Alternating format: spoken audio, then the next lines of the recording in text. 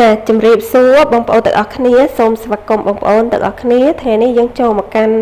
ភាសាអង់គ្លេសថ្នាក់ទី7ទំព័រថ្មីមួយទៀតគឺទំព័រទី101ចាឥឡូវយើងចូលទៅមើលចំណុចទី4ទាំងអស់គ្នា Number 4 Work in your small group Work in your small group ធ្វើការនៅក្នុងក្រុមតូចៗរបស់អ្នក Ask and answer questions Ask and answer questions សួរនិងឆ្លើយសំណួរ Complete the table in your notebook Complete the table in your notebook បំពេញតារាងនៅក្នុងសៀវភៅសរសេររបស់អ្នកចាឥឡូវបងប្អូនមើលរូបភាពហើយមើលការសន្ទនានេះ So one can you ride a bike តើអ្នកអាចជិះកង់បានដែរឬទេចាអញ្ចឹងឧទាហរណ៍សវណ្ណគាត់ឆ្លើយថា Yes I can ឬក៏ No I can បើសិនជាគាត់ចេះជិះគាត់ឆ្លើយថាបាទខ្ញុំអាច Yes I can បើគាត់អត់ចេះជិះកង់ទេគាត់ឆ្លើយថា No I can ទេខ្ញុំមិនចេះជិះទេសំណួរមានច្រើនសំណួរមួយទៀតសវណ្ណ Can you play the guitar សវណ្ណ Can you play the guitar សវណ្ណតើអ្នកអាចលេងហ្គីតាបានអត់ចាអញ្ចឹងសវណ្ណគាត់ឆ្លើយដូចគ្នាបើគាត់ចេះគាត់ឆ្លើយថា Yes I can បើអត់ចេះទេគាត់ឆ្លើយថា No I can ចាអញ្ចឹងនៅក្នុងចំណុចទី4នេះបងប្អូនអាចធ្វើការបង្កើតសំណួរឲ្យបានច្រើនចាអាច3សំណួរទៅចាដូចក្នុងតារាងនៅក្នុងចំណុចទី5តោះឥឡូវយើងបន្តទៅកាន់ចំណុចទី5 number 5 write ចុះសរសេរ how many people តើមានមនុស្សប៉ុន្មាននាក់how many people តើមានមនុស្សចំនួនប៉ុន្មាននាក់អញ្ចឹងយើងអាចធ្វើតារាងដូចគេមកបងប្អូនចាតារាងខាងនេះមកជួរនៅកន្លោនដំបូងគេនេះគឺបងប្អូនបង្កើតជាសំណួរចាបង្កើតជាសំណួរអាចមាន3សំណួរអញ្ចឹងមកបន្ទាប់មកគឺយើងមានក្រុមរបស់យើងក្រុមតូចចាក្រុមតូចអាចមានមនុស្សប្រហែលអ្នកអញ្ចឹងទៅក្នុងក្រុមយើងមានប្រហែលអ្នកគឺបងប្អូនបង្កើតតារាងនេះឲ្យបានប៉ុណ្ណឹងមកឧទាហរណ៍ថាក្រុមបងប្អូនមាន3អ្នកចាក្រុមបងប្អូនមាន3អ្នកគឺបងប្អូនបង្កើតកន្លែងនេះ3ចាកន្លែងកន្លោនកន្លែងនេះគឺសម្រាប់ខ្លួនឯងគឺខ្លួនយើងណាហើយសំណួរឧទាហរណ៍សំណួរទី1 ride a bike ជិះកង់អញ្ចឹងសំណួររបស់យើងសួរថា Can you ride a bikeចាអញ្ចឹងមុននឹងយើងធ្វើការឆ្លើយសំណួរយើងដាក់ឈ្មោះនៅក្នុងកន្លោនរបស់យើងសិនឧទាហរណ៍ថាក្រុមយើងមានឈ្មោះសវណ្ណចាអញ្ចឹង friends name ឈ្មោះរបស់មិត្តរបស់យើងហ្នឹងគឺឈ្មោះថាសវណ្ណហើយយើងដាក់ទៀតមក friends name មិត្តរបស់យើងហ្នឹងឈ្មោះអីគេឧទាហរណ៍កន្លែងនេះឈ្មោះធីតាអញ្ចឹងបងប្អូនដាក់ធីតាកន្លែងហ្នឹងមកបើក្នុងក្រុមយើងមានឈ្មោះធីតាដាក់មកក្នុងក្រុមយើងមាន3នាក់មានឈ្មោះអីខ្លះប៉ុន្តែកន្លែងនេះគឺយើងខ្លួនឯងណាយើងខ្លួនឯងគេដាក់ថាមីអញ្ចឹងមកឧទាហរណ៍កន្លែងនេះមួយទៀតដាក់បូរ៉ាអញ្ចឹងបងប្អូនដាក់កន្លែងហ្នឹងគឺបូរ៉ាមកចានេះគេឧទាហរណ៍ friends name សវណ្ណអញ្ចឹងមិត្តភ័ក្តិហ្នឹងគឺឈ្មោះសវណ្ណម្នាក់ចាសំណួរមាន3 ride a bike ជិះកង់ play the guitar លេងហ្គីតា swim ហែលទឹកអញ្ចឹងបងប្អូនសួរសំណួរទាំង3នេះទៅកាន់មិត្តភ័ក្តិរបស់យើងទាំង3នាក់ចាមានក្នុងនោះក៏មានយើងខ្លួនឯងផងដែរអញ្ចឹងបើសិនជាមិត្តរបស់យើងឬក៏យើងអាចជិះកង់បានអញ្ចឹងសំណួរទី1សិនឧទាហរណ៍ថាយើងសួរសំណួរ Can you ride a bike តើអ្នកអាចជិះកង់បានដែរឬទេបើសិនជាយើងចេះបងប្អូនគូសគ្រីសកន្លែងនេះបងប្អូនឆ្លើយ Yes I can ចា Yes I can បងប្អូនគូសសញ្ញាគ្រីសដូចគេអញ្ចឹងហ៎បងប្អូនចាហើយយើងគ្រីសកន្លែងយើងមកបើយើងចេះជិះកង់ហើយយើងសួរមិត្តភ័ក្តិរបស់យើងម្នាក់ឬក៏ចាសួរទាំង3នាក់ក៏បានដែរឧទាហរណ៍ថាយើងសួរសវណ្ណមុនគេ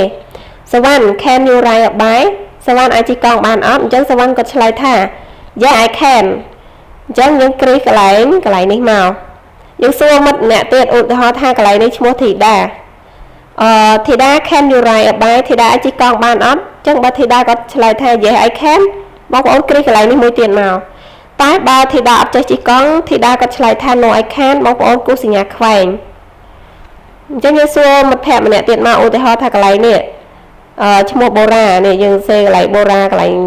ដែលគេគូសបន្ទាត់ពីក្រោមហ្នឹងយើងសេឈ្មោះបូរ៉ាកន្លែងហ្នឹងមកឧទាហរណ៍ថាយើងសួរទៅកាន់បូរ៉ាបូរ៉ា can you ride a bike តើអ្នកអាចជិះកង់បានដែរឬទេបូរ៉ាគាត់ឆ្លើយដូចគ្នាបើសិនជាគាត់ចេះជិះគាត់ឆ្លើយ yes I can បើគាត់អត់ចេះជិះទេគាត់នឹងឆ្លើយថា no I can អញ្ចឹងបងប្អូនគូសញ្ញាគ្រីសសញ្ញាខ្វែងទៅតាមចម្លើយដែលពួកគាត់បានឆ្លើយជូនទៅកាន់បងប្អូនណាអញ្ចឹងយើងធ្វើដដែលមកទៀតសំណួរមួយទៀតគឺ play the guitar នេះតើអាចលេងហ្គីតាបានអត់អញ្ចឹងយើងឆ្លើយមុនគេឧបមាថាបងប្អូនគឺជាអ្នកសួរបងប្អូនឆ្លើយឡើងនេះមុនគេមកបើចេះឆ្លើយឬក៏យើងអាចប្រើប្រយោគ I can play the guitar ខ្ញុំអាចលេងហ្គីតាបានចឹងបងប្អូនគ្រីសមកតែបងប្អូនអត់ចេះលេងទេ no I can យើងគូសសញ្ញាខ្វែងនៅកន្លែងខ្លួនយើងណាចឹងសំណួរធ្វើដូចគ្នាទាំងអស់បងប្អូនយល់ទេប៉ុណ្ណឹងចានេះឃើញគេគូខ្វែងអញ្ចឹងឧទាហរណ៍ថាយើងសួរសំណួរទៅគេ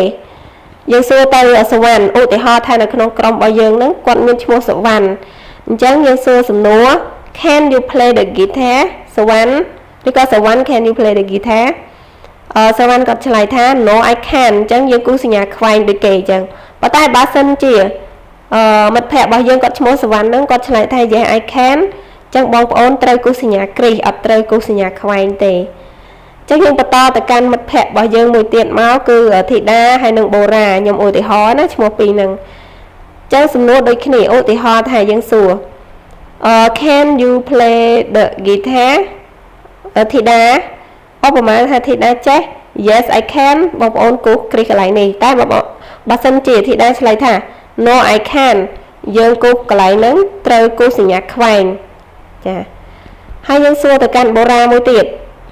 បូរ៉ា Can you play the guitar បើសិនជាបូរ៉ាគាត់ចេះលេងបូរ៉ាគាត់នឹងឆ្លើយថា Yes I can តែបើបូរ៉ាអត់ចេះលេងហ្គីតាទេគាត់នឹងឆ្លើយថា No I can អញ្ចឹងបើ Yes យើងត្រូវគូសសញ្ញាគ្រីសកន្លែងនេះតែបើ No យើងត្រូវគូសសញ្ញាខ្វែងចាអញ្ចឹងសំណួរមួយទៀតគឺ swim ហែលទឹក Can you swim យើងប្រើសំណួរជាមួយនឹង can ដូចគ្នាបងប្អូន Can you swim អញ្ចឹងសម្រាប់បងប្អូន Yeah I can បើ No I can ចាគ្រីសឬក៏ខ្វែងគឺអាស្រ័យទៅលើចម្លើយរបស់បងប្អូនជាអ្នកសួរចាជាមេក្រុមអាចឧទាហរណ៍ថាជាមេក្រុមអញ្ចឹងចោះ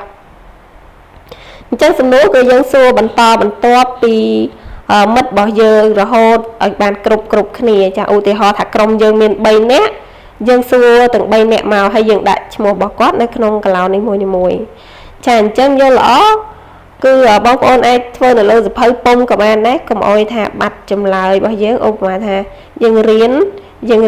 ថ្នាក់ទី7បងប្អូនអាចសរសេរលើសភៅពុំតែម្ដងក៏បានដែរប៉ុន្តែជាទូទៅការណែនាំគេឲ្យយើងសរសេរនៅក្នុង notebook សភៅកត់ត្រាវិញអត់បងប្អូនចាអញ្ចឹងអាស្រ័យទៅលើបងប្អូនទាំងអស់គ្នាទេហើយបន្តមកទៀតយើងចូលទៅមើលការពិពណ៌នាចាពិពណ៌នានេះ in my group នៅក្នុងក្រុមរបស់ខ្ញុំ people can ride a bike អញ្ចឹងយើងសរុបសេចក្តីបន្ទាប់ពីយើងធ្វើ survey ចាមតិជារួមមកយើងនឹងដឹងថានៅក្នុងក្រុមរបស់យើងនឹងចេះជិះកង់ប្រមាណអ្នកចាអញ្ចឹងយើងឆ្លើយជាមួយនឹងសំណួរ in my group នៅក្នុងក្រុមរបស់ខ្ញុំ people can ride a bike មនុស្សអាចជិះកង់បានអញ្ចឹងមានយើងមើលសញ្ញាគ្រីសកន្លែងនេះឧបមាថានៅក្នុងនេះមានគ្រីសចំនួន3កន្លែងមានអ្នកចេះជិះកង់ហ្នឹងចំនួន3នាក់អញ្ចឹងបងប្អូនដាក់កន្លែងនេះមកចាក្នុងប្រឡោះកន្លែងនេះណា in my group នៅក្នុងក្រុមរបស់ខ្ញុំ 3 people can ride a bike មនុស្ស3នាក់អាចជិះកង់បានចាអញ្ចឹងបងប្អូនយល់ហើយណាកន្លែងហ្នឹងបន្ទាប់ពីយើងធ្វើ survey មតិនៅក្នុងក្រុមរបស់យើងរួចយើងមើលសំណួរបន្តទៀត in my group នៅក្នុងក្រុមរបស់ខ្ញុំ people can play the guitar មនុស្សអាចលេងហ្គីតាអញ្ចឹងន័យថាយើងមើលកន្លែងសំណួរ play the guitar នេះមានមនុស្សប្រមាណអ្នកដែលអាចលេងហ្គីតាបាន ឧបមាថាយើងមើលទៅយើង survey ទៅឃើញមានគ្រីសចំនួន2អញ្ចឹងបងប្អូនដាក់ថា two people can play the guitar អញ្ចឹងមកនេះយើងដាក់two មក TWO កន្លែងហ្នឹងមក two people can play the guitar មានមនុស្សចំនួន2នាក់ហ្នឹងអាចលេងហ្គីតាបាន ទី3 in my group នៅក្នុងក្រុមរបស់ខ្ញុំ people can swim មនុស្សអាចហែលទឹកបានអញ្ចឹងឧទាហរណ៍ថាមនុស្សនៅក្នុងក្រុមរបស់យើងនឹងចេះហែលទឹកទាំង4នាក់អញ្ចឹងយើងដាក់មក in my group four people can swim មនុស្សចំនួន4នាក់ហ្នឹងអាចហែលទឹកបានអញ្ចឹងយើងដាក់អញ្ចឹងមកហើយចុងក្រោយ in my group នៅក្នុងក្រុមរបស់ខ្ញុំចាបងប្អូនឃើញកន្លែង blank កន្លែងនេះអត់មានអីទេប៉ុន្តែកន្លែងហ្នឹងគឺគេសំដៅទៅលើសំណួរថ្មីដែលបងប្អូនបង្កើតឡើងបន្ទាប់ពី swim នេះចាឧទាហរណ៍ថាបងប្អូនបង្កើតសំណួរបន្ថែមទៀតថែមមួយសំណួរទៀតឬក៏2សំណួរអាស្រ័យទៅលើបងប្អូនឧទាហរណ៍ថាបងប្អូនបង្កើតសំណួរplay use computer អញ្ចឹងមកប្រើប្រាស់កុំព្យូទ័រអញ្ចឹងបើសិនជាបងប្អូនសួរពាក់ព័ន្ធទៅនឹងការប្រើប្រាស់កុំព្យូទ័រឬក៏ឧទាហរណ៍ថាdo homework ទៅចាស់ចា do homework អញ្ចឹងយើងសួរសំណួរ do homework នឹងបន្តមកទៀតមកចាតមកទៀតបន្ទាប់ពី swim នឹងហើយបងប្អូននឹងឃើញមានចម្លើយថា